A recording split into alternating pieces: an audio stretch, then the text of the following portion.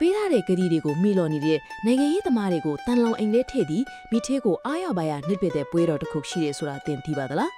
အီတလီနိုင်ငံထရန်တိုမြို့မှာနှစ်ဆင့်ကျင်းပလိရှိတဲ့လာတွန်ကအမီယောပွဲတော်ဟာတာဝန်မကြီးတဲ့လူကြီးမင်းတွေကိုလူပုံအလဲမှာအရှက်ခွဲပြီးပညာပေးတဲ့ထူးခြားတဲ့ပွဲတော်တစ်ခုဖြစ်ပါတယ်